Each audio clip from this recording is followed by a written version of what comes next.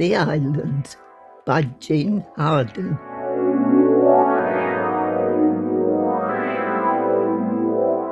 When I first saw this prompt, my mind did a fast-forward scan of all the different islands I had been fortunate to see in my long life, from Tern Island and Oyster Island in the backwaters between Harwich and Walton on the Naze, which you could only reach by small boat, and the tropical island of Bali 10 years ago.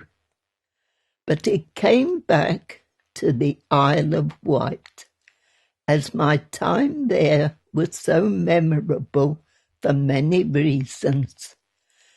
The place was just known to the locals, including prisoners, as the island.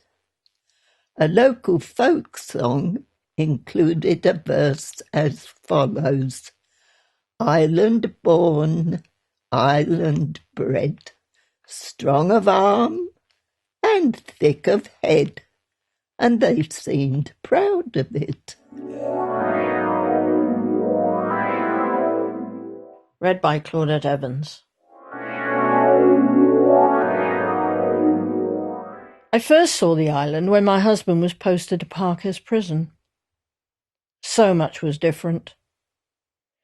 As we were waiting on the jetty for the ferry at Portsmouth, the sea seemed bright blue, with a long swell, not the short chop of the brown-coloured North Sea that I was used to.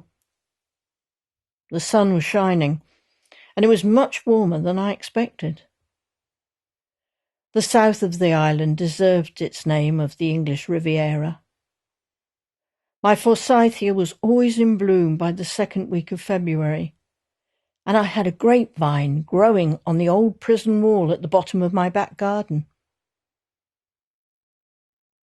In 1972, it was still mandatory for prison officers to live in the quarters, and Parkhurst was a dangerous posting. Many of the officers were ex-military personnel. We were in the middle of IRA troubles. Security was tight, but we still managed to enjoy ourselves. Every Friday night we had a dance in the prison officers' club. Social life was good. We were a close community, even though officers worked long hours. There were some Irish prisoners there on hunger strike, and as you were not allowed to force feed, they were moved to the hospital wing, provided with water and a nourishing drink, and left to get on with it. 2 of them left it too long before breaking their fast and died. As my husband was one of the last hospital officers with them, he and family were put on an IRA death list.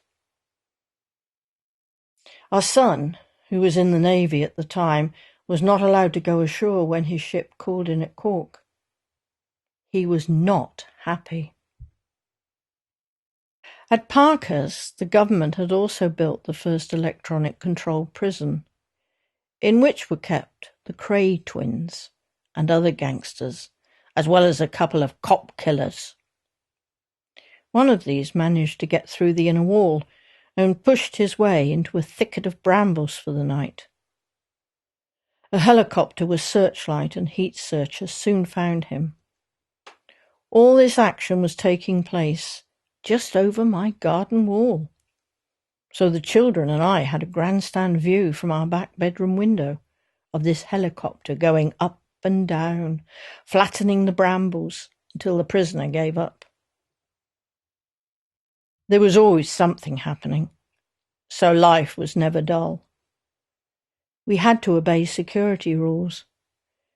There were lots of dog handlers on duty around the quarters, and my twins knew every dog by name, as well as knowing the handlers.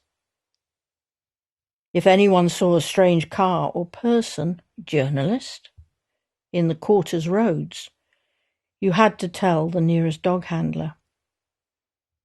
You had to check underneath your car before getting in case of car bombs.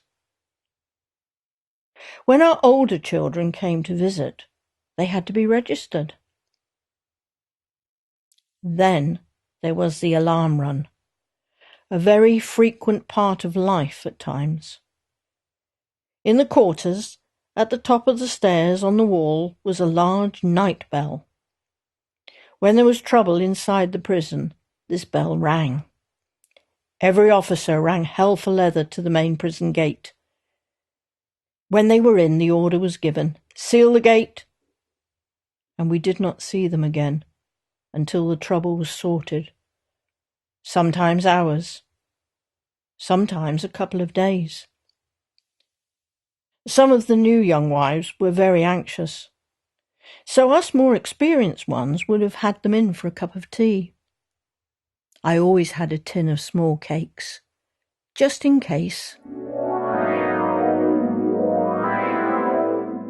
This is a poem I wrote at the time. Alarm bells shattered the peaceful sleep. Men and wives in quarters leap to a stumbling run, fast awake, reach for uniform ready to take. Down the stairs almost slide, through the door she opens wide. Cap on head, grab your stick, over the gate, do be quick. Already pounding of other feet echoes urgently down the street. Join the race, hearts are pumping, buttons undone, belts are flying. At the windows, children watching, see their fathers disappearing round the corner at the double. Red alert, someone's in trouble.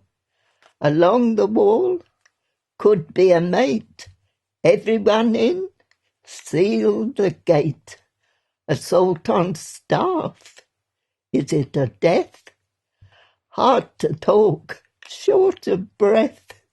Officer hostage up on the threes, after drugs, demanding keys. Response is good. Glad to see. Next time it goes, it might be for me.